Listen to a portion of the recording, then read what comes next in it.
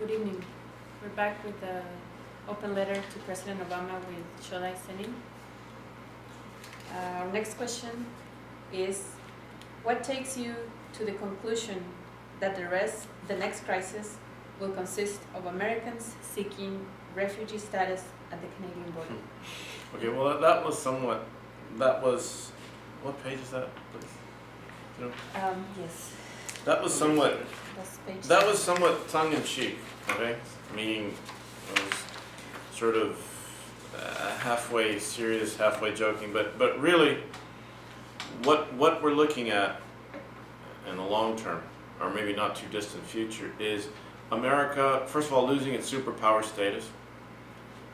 Now I know that might seem like an impossibility, because one of the great defects that the human mind has is imagining or insisting on imagining that the future will be like the present and the immediate past.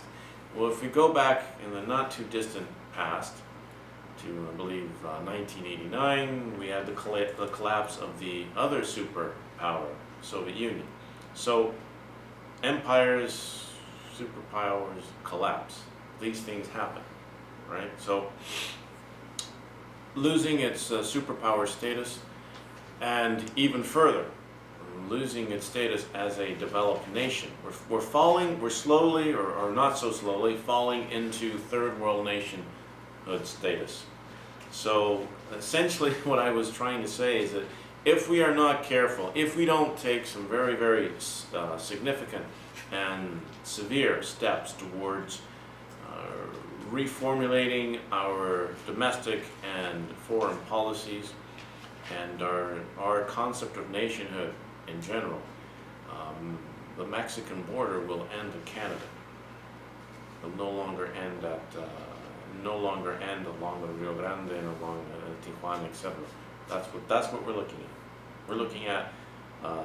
We already have pockets of the third world inside the United States, ghettos, okay, communities that have for generations been in third world status, exhibited a third world status, and what we're looking at is this status extending far beyond the boundaries of their ghettos and their communities, and bringing the entire United States infrastructure down to their level. Now, how do we deal with this internalized racism of the American culture? Oh, that's a good question. Okay, first of all, we have to recognize that it exists. And we have to recognize just how ubiquitous that is. You know, we have what's been referred to as the new Jim Crow. We have an institution of incarceration, mass incarceration of particularly African Americans, but also Hispanic Americans. Recently, Hispanic Americans have become the #1 ethnic group in federal prisons due to particularly immigration issues. But nonetheless, what's happening is we are creating a generations and generations in the future of people who are going to become locked into a cycle of incarceration and crime. And when these, in the past, or the not too distant past, when these communities were relatively small in number with respect to the rest of the population, that didn't seem to be too much of a problem for the United States. However, nowadays, with the African American and especially the Hispanic American populations becoming more and more incarcerated, this is a significant problem for us, because what we do is we're condemning entire communities, families, and the communities that they represent and belong to. We're condemning them to a cycle of incarceration and criminality, and that is slowly devouring us, because, as I mentioned, and I'm not the only one, the statistics back me up, and other people's opinions do so, not opinions or perspectives do so as well. That is the future of our nation, the Hispanic population. So if they are becoming, if Hispanic is becoming synonymous to crime or criminal, then what does that say of our future? it's a simple logical syllogism. If our youth is Hispanic, and the Hispanics are becoming more and more known for their criminal content as a culture, what does that say of our future? It means that our future is in crime. Now, what do we need in order to be able to fulfill this social contract with ostracized Hispanic communities inside the Well, U.S.? that is very much linked to the previous question. So, as I was saying, we have to identify this, we have to identify the problem. We have to stop thinking of the racial problem as being something of the past or something non-existent that is not mentioned in polite conversation. And we have to take responsibility, and we have to do so on both sides of the fence. What do I mean by that? We can't just simply, as members of these ethnic minority groups, we can't continue blaming the government. We can't do that. That just doesn't work. I mean, the whole issue of if we assume that the government, as has been the prevalent view in the African American community, for example, and in the Spanish American community, if we adopt the view that the government is racist and is out to get us, then it's absurd to then reach out and expect for the government to do something for you. That's ridiculous. You got to do something for yourself. So on this side of the fence, we have to take responsibility in cleaning up our own act. On the other side of the fence, the government and the rest of the people, in other words, the white majority, have to understand that unless this problem gets fixed, okay, they're going to be drowned in this problem. We're all in the same boat. So it doesn't make any sense to say, well, I don't care what you're doing on that side, okay, because on that side what they're doing is creating a big hole that's sinking the ship. Right? So we have to understand that it is a problem that involves all of us, and we have to come to terms with a solution that's going to not be very comfortable for anyone.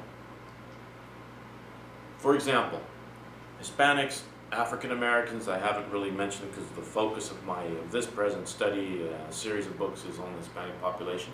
But a lot of what I have to say also applies to African Americans and even to Native Americans. Now, the responsibility has to be taken in terms of what is required to change our cultural perspective, our worldview, our habits and customs to bring us to par with, at least to par, if not above. We should always aim at being better than and beyond, okay, the white Anglo-Saxon standard. That's what we need to do. We can't just simply accept that, for example, the pregnancy rate of Hispanic girls, 15 to 19, is greater than twice the number of white non-Hispanics. That's just outrageous, and we can't blame the government for that. The government does not issue laws that make Hispanic girls become pregnant. Okay, we have to look at why is that. Now, of course, religion is not far from that, but we'll get to that, I'm sure. And we have to take responsibility, on our side of the fence. Now, there are certain matters, and I'll give you an example, that need to be addressed regarding certain policies, national policies. And of course, these are all issues that I delve into at length in my series of books. But for example, communities in the United States that pay higher taxes have more money disposable for their schools. Now that seems to be fair from one point of view. Now if I've worked hard and I live in a nice community, and therefore because of the sweat off of my brow, I have a bigger house, I have greater income, I pay more taxes, so why should not some of that money, that be reflected back into my own schools where my children go? Okay? But look at what happens when we look at the big picture. On the other side, Hispanic schools that are in impoverished communities that don't have the same tax revenues, okay, they get a poorer education. They have more children per class, poor education. They have fewer classes. So they're stuck in a vicious cycle of poverty and ignorance. So what happens? The people who are rich have all the opportunities to continue to be rich or get richer, and the people who are poor, right, wind up being poorer, and the greater chances of them being involved in criminal activities, etc. Of course, from the perspective of the individuals who live in these affluent neighborhoods, these affluent communities, they could say, well, that's not my problem. Or they could also say, what does that have to do with racism? Well, it has a lot to do with racism because of historical precedents. There's a history behind all this. And we can't just deny that history. We can't say that someone whose grandparents came over from Poland 50 years ago or 60 years ago are responsible for what took place during the slave trade or prior to Reconstruction. We can't say that. However, there are certain realities that we have to deal with. If we don't make some changes, some drastic changes on how we divide the pie, there won't be a pie to divide. Because sooner or later, it's only a matter of time before, at the rate at which Hispanics and blacks are becoming incarcerated, sooner, and at the rate in which gangs are increasing not only in number but in membership, at the rate in which their ties to these very powerful and rich cartels increases, it's only going to be a matter of time before they're going to realize that they've never been part of the social contract, so why should they care about law? Why should they care about law? And one of the fundamentals, I believe your question had to do with social contract, right? Yeah, I think that links to what you Okay. the next So, question. the social contract theory, there's different versions of that, but essentially it boils down to this. They all have the following in common.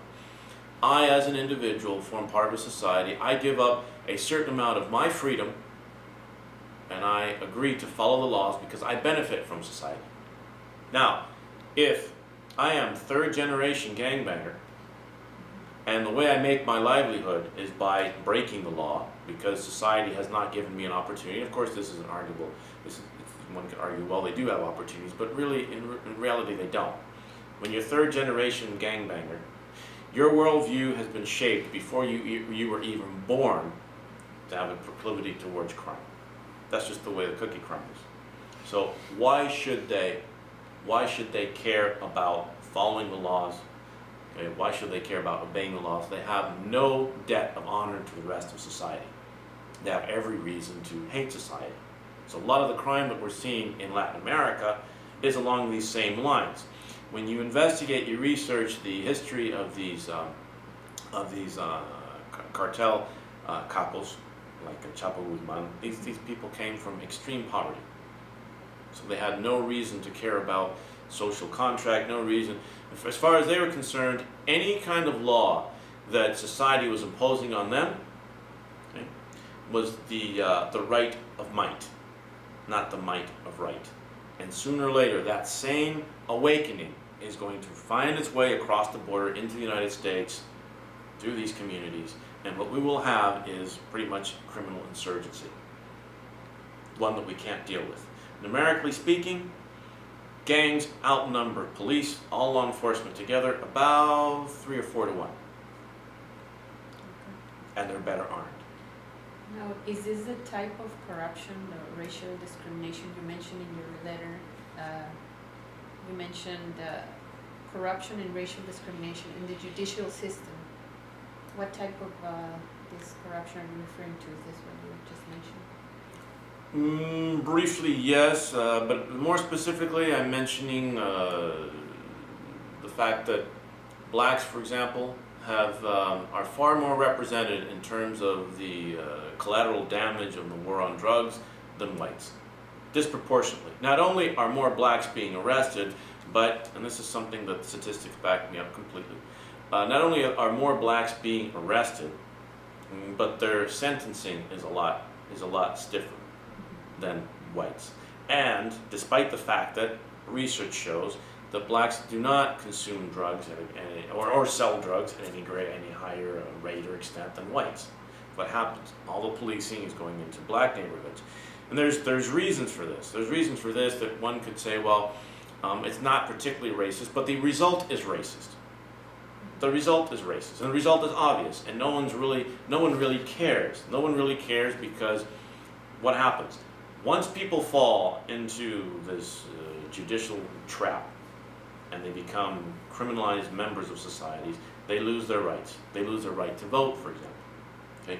Which is, it has been argued by myself, among other people, and argued that one of the strategies that the system is using, the white system is using to maintain its control in the United States is by finding ways to criminalize both blacks and Hispanics. Because once you fall into the criminal